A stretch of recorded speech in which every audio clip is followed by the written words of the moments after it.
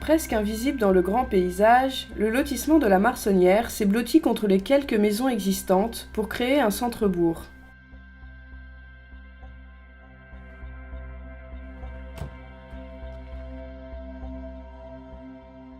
On s'était dit, vaut mieux un terrain moins cher et pouvoir faire la maison qu'on voulait que d'avoir un terrain plus cher et de faire une cabane à lapins.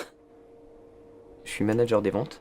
Notre choix premier en fait était d'habiter sur Douai-la-Fontaine, que le mètre carré là-bas étant trop cher. On a décidé de se délocaliser pas très loin. On a entendu parler de ce lotissement qui était pour nous qui était plutôt sympa avec des jeunes qui étaient ici. Il y a eu plusieurs habitations qui se sont fait construire avant nous. On a eu Emmanuel et Emmanuel qui se trouvent devant chez nous. Xavier et Isabelle à côté qui ont fait construire. Ensuite, il y a Karine et Fabien, un petit peu plus haut, qui ont fait construire. Claudine, donc, qui est derrière. Et puis, nous, on est arrivés par la suite.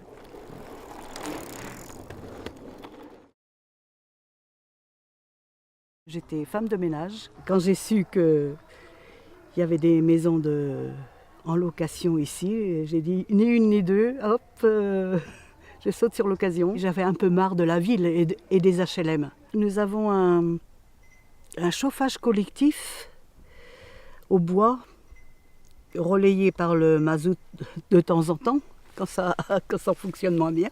Mais autrement, c'est agréable. Il n'y a pas à mettre du bois ou chercher des combustibles autres.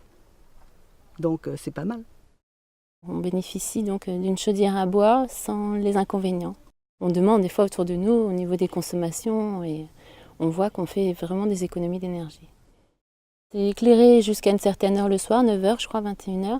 Et ensuite ça se rallume que s'il y a un passage devant, il y a un détecteur de présence. C'est des LED, donc des économies d'énergie. Je ne sais pas comment on appelle, mais c'est pour l'assainissement, les eaux usées et tout. C'est végétal en fait.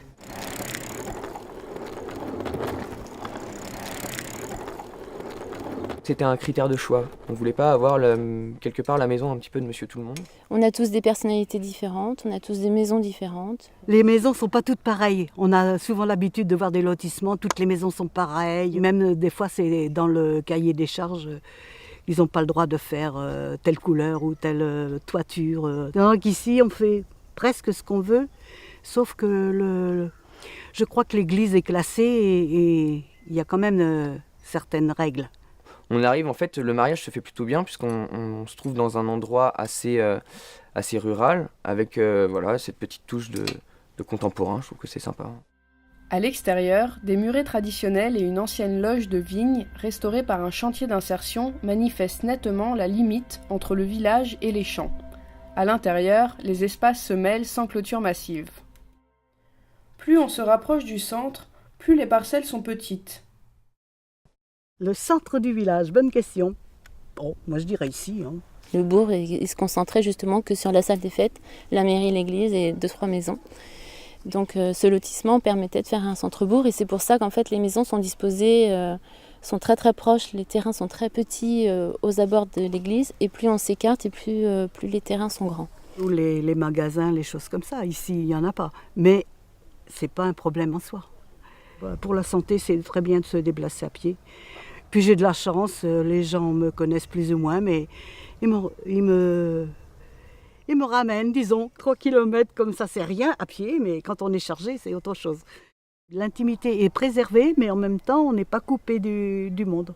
Les jeunes ici, ils jouent, ils font du vélo, du patin roulette, et des choses comme ça, mais on ne se sent pas envahi de la même façon. Je ne connais même pas les propriétaires ou locataires, pour moi, ça n'a pas d'importance. On n'a pas beaucoup de liens avec les locataires, pas qu'on ne veut pas, mais on a l'impression qu'ils ne s'intègrent pas. Ma parcelle fait 900 mètres carrés. Si c'était que 500 mètres carrés, non, on ne serait pas venu. Et on est effectivement privilégiés. On a un beau cadre de vie, on est proche de la ville, on est à la campagne. Créé bien avant la généralisation des cahiers des charges environnementaux, le lotissement fixe pourtant la barre très haut, avec des règles d'orientation, une chaufferie bois avec réseau de chaleur, une installation de lagunage. À l'entrée du lotissement, un arrêt de bus permet une alternative à l'automobile. Au départ, on pensait que c'était réellement un lotissement basique comme tous les autres lotissements. Et puis on a pris contact avec le maire qui nous a fait part en fait que c'était un lotissement plus ou moins écologique, quoi, écoquartier. Donc le cahier des charges était quand même assez complet et assez complexe. Si on voulait le faire, il fallait pas déroger aux règles et on a suivi. Ça nous a plu. Et face à la rue, en fait, on était obligé de mettre la haie de l'autre côté. Et quand j'ai vu ça sur le cahier des charges, je l'avais pas vu au départ. Et ça, j'ai pris contact avec le maire en lui disant on se connaît très bien. J'ai dit mais écoute Marcel, c'est quand même fou. Je vais mettre ma haie quelque part sur la route et la clôture, je vais la mettre chez moi. Je lui dis mais moi, qui est-ce qui va venir l'entretenir? C'est pas moi. Enfin, je veux dire, c'est tout le monde. Voilà. Et après, c'est parti d'une petite discussion où il m'a dit mais écoute Arnaud, c'était dans le cahier des charges, c'est pour tout le monde pareil, tu le sais quoi. Donc et je suis revenu un peu sur ma position en me disant mais ouais, finalement peut-être que ça sera sympa et le rendu est sympa puisque mon voisin d'à côté a fait la même chose et puis on se retrouve plus ou moins avec une haie homogène, donc c'est bien. Je me souviens d'une réunion d'avant-projet en fait qu'on a eu. J'ai dit est-ce qu'on peut venir, est-ce que c'est quand même ouvert et qu'est-ce qu'on peut faire d'écologique quand même qui coûte rien. Donc on avait un architecte conseil attribué pour tout le lotissement qui nous disait si oui ou non on pouvait mettre les pièces dans tel ou tel sens en fonction de l'orientation du soleil. C'était pas contraignant parce qu'on se disait que c'était pour notre bien, pour notre avenir, pour nos consommations futures. On a une petite commune très jolie. Tout au long de l'année, il y a énormément d'activités. Les ménages acquéreurs de terrain ont été invités par l'équipe municipale à s'engager dans une dynamique associative locale, plutôt que de rester de simples consommateurs d'espace. Le temps fort de cette dynamique est le festival Tout Feu Tout Flamme. Il affirme l'identité du village en donnant vie à ces espaces.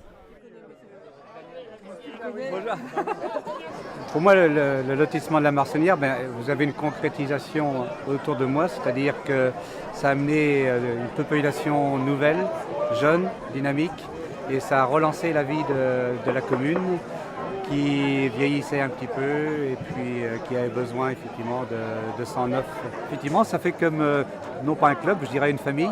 On a fait pour la première fois cette année une fête des voisins. Tout le monde était là, sauf quelques locataires. Ça a été la création d'un centre-bourg qui n'existait pas sur la commune. Et que donc ces gens qui se sont rassemblés avec des projets divers, des maisons diverses, mais encadrés par les règles déterminées dans le cadre de l'approche environnementale de l'urbanisme. J'étais prof avant, l'environnement ça m'intéressait, mais techniquement j'y connaissais rien, donc j'ai appris sur le tas. Ce qui est intéressant pour moi, c'est justement cette démarche d'approche environnementale de l'urbanisme, c'est la confrontation. Tant qu'il n'y a pas de confrontation d'idées avec d'autres, je trouve que c'est son petit rythme tranquille, avec de bonnes idées parfois, mais il y aurait besoin parfois de se faire secouer. Nous, on n'est pas des techniciens, on a besoin d'être aidés, et ce qui est important, c'est effectivement que des gens puissent se confronter, et nous, on prend ce qui nous semble le meilleur, mais on le sait. Pourquoi on le fait? Il faut avoir la moelle, quoi. Si on y va à reculons, c'est pas la peine. Ça prend du temps. Là, il me reste encore 2 lots à vendre. Il me reste 2 lots sur lesquels j'ai des logements sociaux, pour lesquels j'ai des grosses difficultés que je rencontre avec l'ABF. Un élu qui nous appelle en nous disant on veut travailler différemment. On a tout intérêt à l'accompagner. J'étais pas seule, puisqu'il y avait aussi le PNR qui était présent, pour faire que les procédures en place ne soient pas un obstacle à une approche différente. Ils ont choisi une équipe de conception qui était motivée, mais qui était compétente. Donc il y a ça. Et puis après, je crois qu'il y a toute la relation avec les nouveaux habitants qui est aussi quelque chose de très important. C'était une utopie, mais qui s'est réalisée. Donc, utopie au passé, réalité pas toujours facile, mais dans le présent, c'est une réalisation. Là, je suis vraiment, vraiment bien. Ça fait 3 ans qu'on est là et on est content d'être là, quoi. Il n'y a rien qu'on ferait différemment, on est bien, et rien n'a changé. Je pense qu'il y aurait beaucoup à gagner si plusieurs faisaient comme nous, quoi. Avec un recul de 10 années depuis sa conception, le lotissement pionnier a fait ses preuves et le niveau d'exigence environnementale n'est plus une contrainte, mais simplement une source de fierté.